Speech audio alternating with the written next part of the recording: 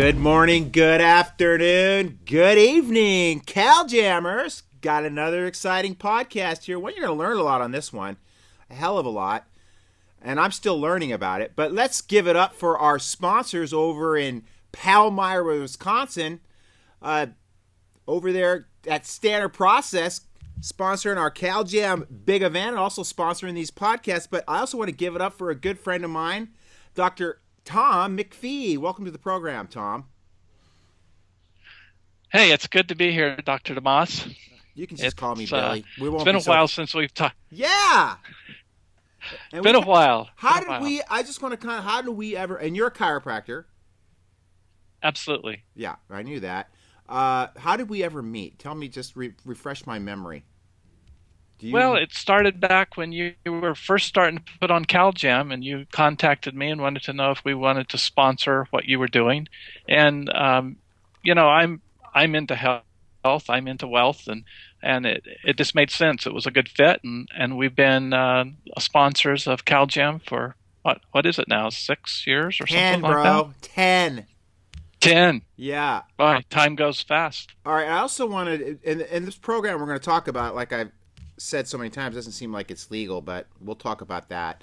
It's like taking candy from a baby, as I say. And at the same time, you're, investing in yourself, but also you're being your own banker is the way I like to look at it. I mean, rather than giving your money to the frigging corrupt banking system, why don't you give it back to yourself and use it for yourself? But I kind of want to introduce, now you have 8 beautiful children. We do. Yeah. I'm not going to... 25 to 10. 25 to 10. And none of them have been vaccinated. All been born at home. All been adjusted since the time they were born. And they probably don't have all the... They're probably not on any medications like ADHD or, OCD or asthma. Or they probably never had all the ear infections. And maybe they got the measles and maybe they got the mumps, but they built natural immunity, which goes against the grain of the consciousness today because people just are so afraid of every little disease that they get. But they don't understand why we got all these autoimmune diseases and we got all the frigging cancers that are going through the roof because you can't bend the rules, Tom. Now, you can't. And then you also homeschool the children, or actually they're mostly, some of them are adults now. I mean, I remember when they were all kind of kids. Now they're starting to get grown up, flying planes and stuff, right?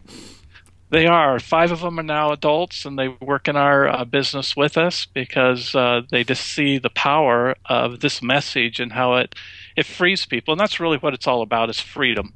That's what the type of healthcare that we practice is freedom. Right. Freedom to choose, freedom to do what you know is right, freedom to get out there and get educated about what really has happened instead of just being brainwashed and what other people tell you to do with your kids. Right. And that's the way we've lived our life, and it's awesome. So from a homeschool perspective, because I think a lot of people in California with the new initiative, SB 2 or 277 that has gone through, that they're looking at this as the only viable alternative. How did you coordinate that in your family, with you and your beautiful wife? Now, how did that all work out? Was it something that, a lot of times people want to get rid of their kids, I think what it is, and they want somebody to just basically babysit them. I don't think it's a matter of just teaching them, because I would be terrified if I had to send my kids to school and go through all this core education, which is just a bunch of crap. I think what schools do is actually makes them even more part of the machine, and it doesn't allow them the opportunity to develop critical thought. But that's my opinion based on really just my outside observations, since I don't have kids. I would be terrified to have kids right now if I was in California. And I know the direction things are going, and unless enough people wake up, things are headed towards Agenda 21, whether people know what Agenda 21, and whether they want to think it's a conspiracy theory or it's just the reality. There's a lot of stuff going on that people just don't want to believe. That doesn't mean it ain't happening. But how was it for you and your wife homeschooling kids? How did you delegate all that? Well, it started off with the fact, like you said, we wanted our children to think, not just check a box. And, I remember taking our national board test. We used to joke, you roll a pencil across the table, and whichever side is A, B, C, or D stands up. That's when you check. And that's the way school is taught. And my wife was an educator. She was a first grade educator. And some of the systems that they put into place that she had to abide by, she saw the reaction the kids had. And one little first grader came up to her and said, teacher, I am sick of all this, whatever, I think it was a positive action crap. Okay. They don't like it. The kids don't like it. They want to learn. That's what they're there for.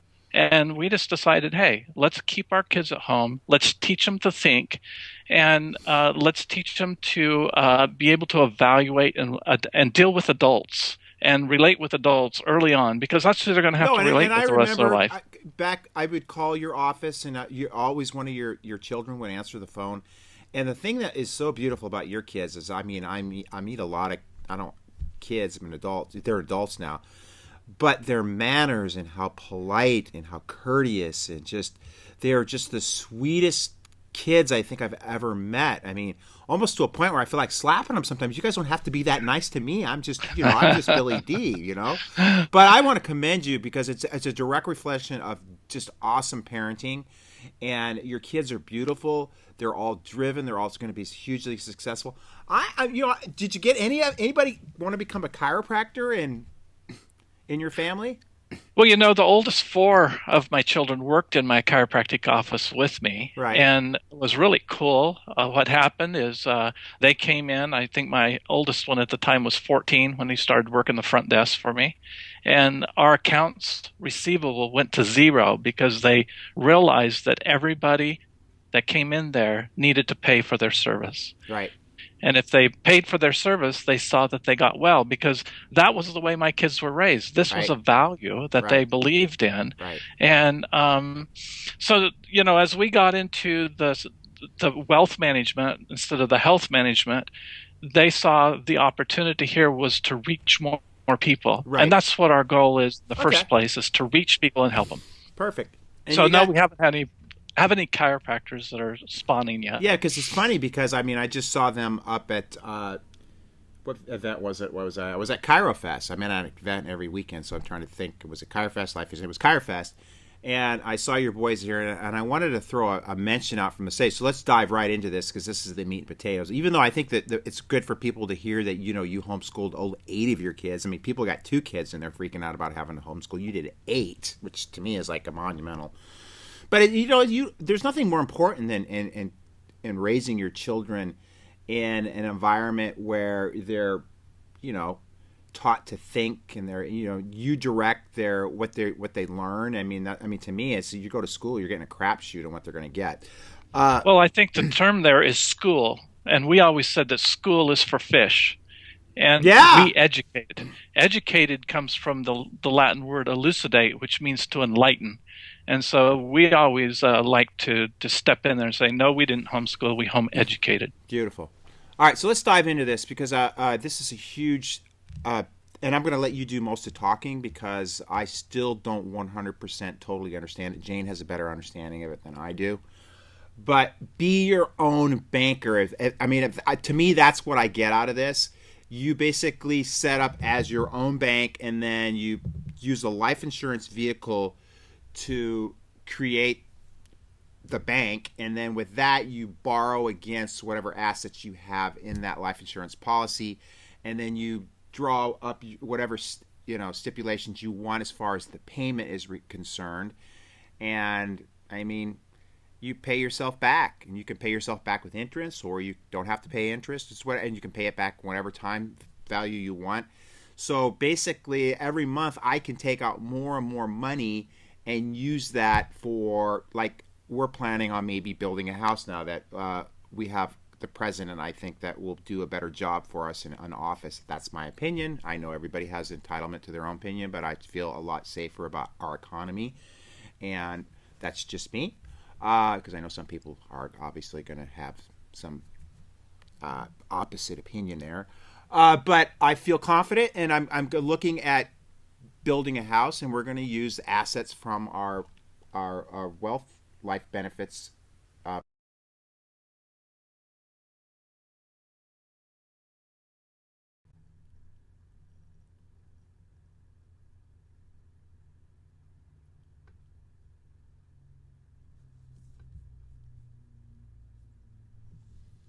What happened?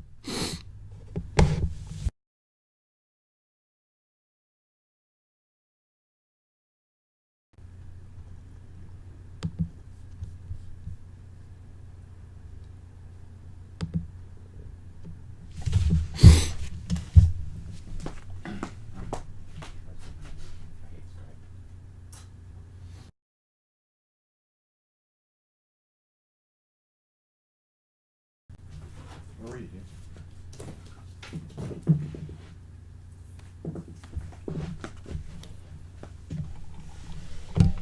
Yeah, shit. All right, we'll piece it together.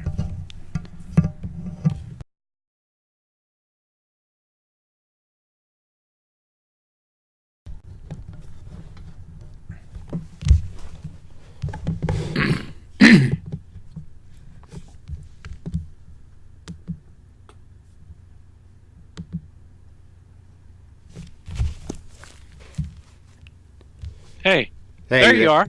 Oh man, We're back. What I happened? can't see you now. You can't see me now? No, I don't know what happened, dude. I can see There we go. there. Well, Can we'll you just see me piece it. now? Okay. We can just piece it together. Don't worry. Okay. All right, so we had a little. I think the big brother was kind of trying to pinch us off there, Big Tom. So why don't you explain the program, because you can explain it better than me. Well, let's go back to my evolution and getting Yeah. into Okay. it. Perfect. Clear back when I was 25, a young doctor. I'd just broken my back in a car wreck and got a hobbling along. And I went back to see Dr. Ian Toftness in Cumberland, Wisconsin. Wow. And he put me back together. I got in full-time practice in 6 weeks instead of over a year like the orthopedists were saying. But the cool thing was he gave me this little book. It's called The Richest Man in Babylon. It's written by George Clausen. And he said, Tom, if you'll read this book, you'll never have to worry about money or finances in your life. Well, I read the book, and at 25 years old, I thought I understood it. But it took me until I was 45 before I really understood and grasped the message in that book. And it's a little phrase that we use always now. It's the 10-20-70 concept, or the rule. And that means that 10% of whatever you're making, whether it's $1 or $1 million a week, you take and you keep 10% of it. You never, ever spend it. It's yours to keep, not to spend. Okay. 20% of what you generate, whatever it is, $1 or $1 million, 20% of it is the max that you should ever allow creditors to extract from you on a budgetary level. That explain that 70%. To me a little bit. I mean, I don't have any. Well, I guess maybe a house payment would be considered part of that. Well, actually, that comes under the next part. That's living. 70% of our income should be spent on living. Vacations, homes, cars, education, the things that we have to do to live in life. And people always say, well, what about the 20%? I don't have any debt. I don't have any credit. Good. Then you should be saving 30%. Okay, perfect. And because if we where don't... does taxes come in there? Taxes should be in there. In that part of that. Taxes come out of the 70% too. Okay, got it. Okay. And so if we spend that, we're really expecting, if we're spending that 10% on something else, we're really expecting someone else to take care of us when we get old and can't work as hard and as long as we want to. Right. Because that's the seed that's going to grow the wealth, that's going to create the lifestyle that we want as long as we're walking this earth. Right. Now, the cool thing is, Robert Shiller, the Nobel Prize winner in economics, says that Americans save 40 years of their life, and they earn a 0% rate of return on it. Why? Because of taxes, fees, inflation, and things that we cannot control. You take any savings account, and if it's not earning at least 3%, you're behind. Right. Because inflation is going to eat you alive. Right. And so what we do is we encourage people to use something that inflation is not as powerful over, and that's life insurance. Life insurance is a hedge against inflation because you keep paying a level premium, but the value of it goes up, and that That's a little hedge against inflation. It's not going to completely annihilate it. And so now we have to think, well, why is money called currency? It's called currency because it has to flow. And my friend Rabbi Lapin tells me that blood and money are the same word in Hebrew. Wow. Because they do the same thing in their own environment. Now, as doctors, let's just think about this for a second. If all of our blood was hanging out in our feet and our legs, are we healthy? No. No way. And so when people want to hoard money up someplace and save it for retirement, are they wealthy? Not really. Okay? Because that money's not flowing for them. It's probably flowing for someone else, and someone else is skimming the cream off the top of it. Right. And giving you pennies on the dollar of what they're making on your money. Right. So what we do, like you said, we teach people to be in that money management position so that they get to keep the cream. Right. Beautiful. Now, we could use any tool out there, a savings vehicle, to do what we do with life insurance. But this very unique with participating whole life insurance is that you are not penalized when you leverage the money. Have a CD and you borrow the money from the CD, guess who you're going to pay interest to? Someone else, right? Right. Cash your CD in, and guess what you just lost? You lost the interest you're earning on your CD. Right. Same with bonds, same with equities, same with securities, wherever it is. Okay. Try to borrow money from a 401k or an IRA and realize the stiff penalties that the government has put on that money. Right, exactly. How you have to pay it back. You have no options on the table. You have no freedom. Right. That's why we use participating whole life insurance. Now, anyone can design a whole life insurance policy, but it takes a very uniquely designed policy so that you get the highest cash value in it, because we're solving not for you to die tomorrow, we're solving for you to use this cash. So we want to get the highest cash value, the lowest death benefit, because if we'll work the policy that way, number one. Okay, explain that. You want the highest cash value, but the highest lowest death benefit. And lowest death benefit.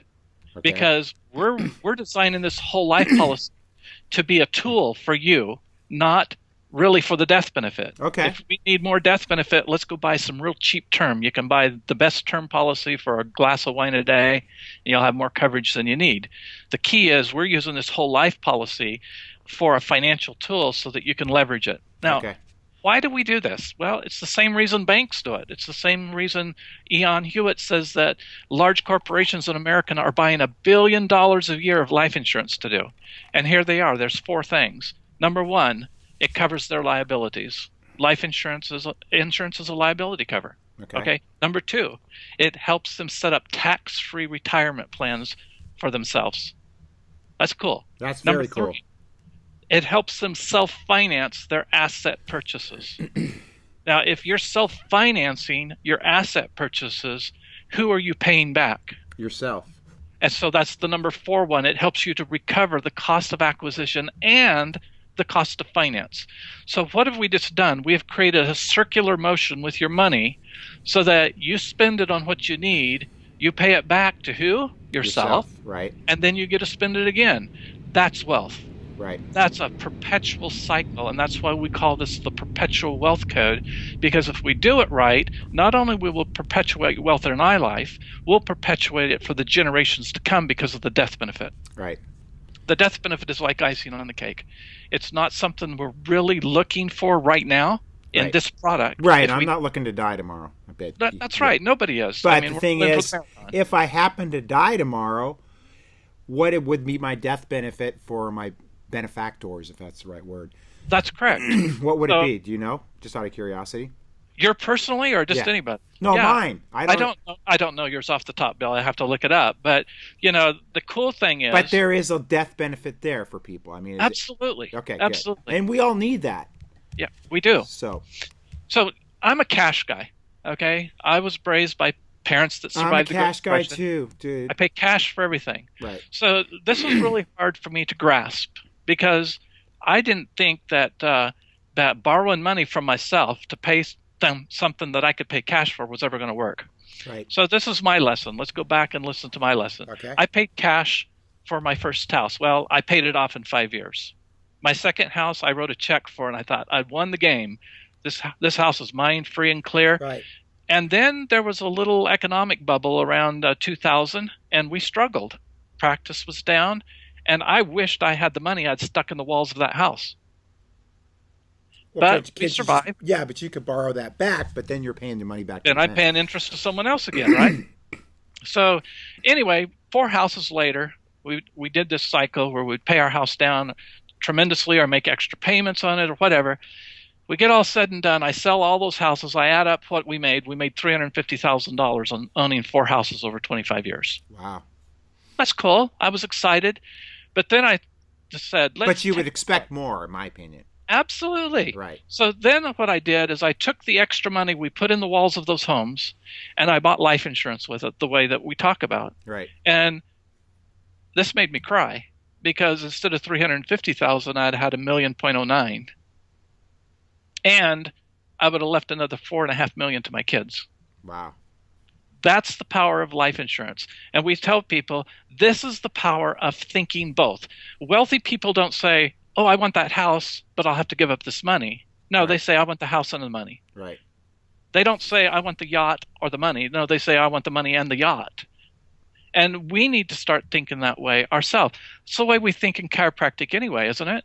Right. We get both. We have the health and we have the liberty to do the things that make us healthy. And so these just pair so well together. The philosophy that I was raised with as a chiropractor and how we educated our patients is the same way that we educate our clients now, is that you're responsible, you be in charge, you think that you can have both. Don't limit yourself to one thing or another. Always think that the opportunity is there to have both or more than both. And if we'll do that, we start getting a different mindset. We start thinking outside the box.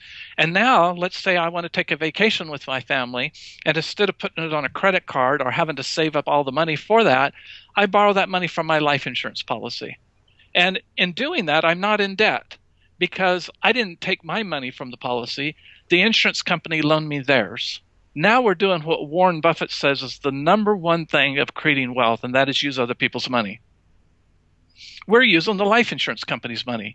And in doing that, we're actually making all the policyholders wealthier because we're going to pay interest back to the insurance company because we're using their money. Right.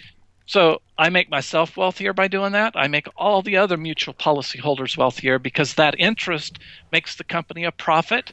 And because they don't have shareholders, they put that profit back into the dividends that they pay us at the end of the year. Cool thing about the dividends, Bill, is that there is no taxation on the growth of those. Wow. That is cool. Now, over time, those dividends can be substantial because the longer you own a policy, the bigger share you get in the profits of the company because they have more of your dollars that they're investing for you. Now, come down retirement time, the dividends are most likely going to be high enough for you to borrow money from the policy and let the dividends pay the interest on it for the rest of your life. That's our goal. That's why the bankers are getting free retirement plans, tax-free retirement plans by using these entities. That's why large corporations are doing the same thing. And so it's really a simple concept when you think of the 10-20-70 rule, where we're cycling money from our savings to invest in ourselves, who we know best. Right. You know, why try to invest in something you don't know about? You can get burnt, you can get stung. Right. But if we'll invest with we all ourselves, have. Absolutely. Right. Yeah. And so if we invest in ourselves and pay ourselves back just what we would have to pay some other creditor, that's cool. Right. Very cool. Now, I basically got turned on to you because I hang out with people that I consider some of my mentors. Obviously, Fred Schofield does this program. He does. Eric Breitenmoser does it. I know Garrett Gunderson recommends kind of the same kind of program, correct? He does. Right. So, I mean, these are guys that I totally respect as far as their money management skills are concerned. So I kind of just dove into it just based on blind faith and knew that these guys did it. And I mean, Fred's been my probably biggest mentor in my life. And he said to do it, I'm going to do it. So obviously it sounds too good to be true. What are some chiropractors' typical objections of why they don't want to do it? Well, I think this is really ironic because chiropractors by and large, think outside the box. Right. And they think of things non-traditional. Not but all they think, chiropractors. But Not all most, chiropractors. Yeah, right. But when it comes to money management, they're very traditional. Right. And they just haven't been able to get over the hump of realizing that if you're non-traditional in one area, you should really be non-traditional in every area. Right. Because if it works in one part, it's going to analogically work in the other. So let me ask you this then. What percentage, in your opinion, and I kind of have an idea where you're going to answer this, but do you have any opinion about having some money in equities, some in bonds, or do you think it should all be in the life insurance program? Well, or do you think there should be some balance and diversification? I don't know. Tell me what you think. I think that balance and diversification, like Warren Buffett says, is for people who don't know what they're doing. Okay. So explain to me then. So Warren Buffett says that diversification is for people who do not know what they're doing. If you know what you're doing, wouldn't you put 100% on something? Exactly. So I know life insurance inside and out. And so I don't have traditional savings, and I don't start with traditional investments. I put all of my money that I can possibly afford into life insurance premiums. Then I leverage that money, and if an opportunity comes up that I understand 100%, I'll take money from the policy and invest in that. Got it. Because now I'm getting both, you see? Right. If I invest in the equity, it's tied up. I can now buy the life insurance. The life insurance doesn't bind me not to keep me from using my money anywhere I want to or how I want to. Okay. Does that make sense? Yeah, totally. And the reason I'm asking is for my own edification here. Before the election, I took my money out of the market because I still have some diversification. I'll be upfront and honest with you. Mm-hmm. So I have kind of a bunch of money sitting in cash. So you would recommend that I put that into life insurance then? Yes, and it has to be in a structured, systematic way because there's two rules we always work with, Bill. And that's number one, it has to be comfortable. If it's not comfortable, you won't do it. Right. Number two, it has to be affordable. Explain to me now, what do you mean by comfortable? It has to be your comfort zone. So when someone comes to me, I can tell you what's affordable. You give me your numbers, you give me your net worth, you give me your income. I'll tell you what's affordable because I can statistically analyze that. Okay. If it's not affordable, you can't do it. So I might as well not even go any further. Right, of course. Okay, and we do get some doctors and clients that just flat out can't afford to do anything, and so we teach them how to save. That's the beginning point, the 10-20-70 rule. Right. If they can't save enough to meet a premium on a life insurance, the worst thing and the most evil thing I could do is sell them a life insurance policy because they can't afford it. Right. Okay. It's like all these people that bought houses in 2007 and then the whole friggin' thing Amen, tanked. brother. Right. That's exactly right. So the second thing is it's got to be comfortable. It's got to meet your comfort zone. If it's not in your comfort zone, you're not going to do it. Now, I could suggest to someone in there that's 45 or older, hey, man, I think that's being a little meek. You got to be doing something serious about here if you realize that this isn't going to get you where you want to be when you're 65, 70 years old. Okay. So I can challenge you on what your comfort zone is, but it's got to come down to your comfort zone. And, you know, and this is really sad. I'm seeing a lot of chiros coming to me now that have been sold these policies by other advisors that cannot comfortably meet their premiums anymore. And they're only 2 or 3 years old, and this is a real warning flag. They're going to lose money because a life insurance policy takes a period of time before you have more money in it than what you paid for it. Right. And so if they're crashing year 3 or 4 down the road, they're losing money. So that's why we go with the two rules, affordability and comfortability. It's got to be there. So you've got a formula for that. So you can look at somebody's numbers and you can determine what should be comfortable for them. I should. Okay. Yes. Okay. Yeah. And, you know, like you just said, we talked about the 10-20-70 rule, and you said, hey, hey, man, what about it? I don't have any debt. Well, all of a sudden now you have a whole lot more room to put more money away than some people that have a lot of debt, right? Right. Yeah. The other thing is how to make these payments back to yourself. Well, again, it's the two rules. What's comfortable and affordable. Right. You know, that's the whole thing about being your own financier, money manager, instead of letting someone else run you around with a choker chain on, right? Yeah. It's a whole lot easier writing yourself a check than it is writing U.S. Bank or Fidelity or whatever else someone a check. And so if you set those terms up and we guide you to make sure that, and the cool thing about it is, let's say you're chugging along and you come into a whole lot more money. Well, now your comfortability and affordability levels just change. You can shift gears right in the middle of it. Or vice versa, if something happens that there was a tragedy in your life and money got drained out someplace else, you can adjust it that way. No one's going to come and knock on your door and take your car keys away. Right.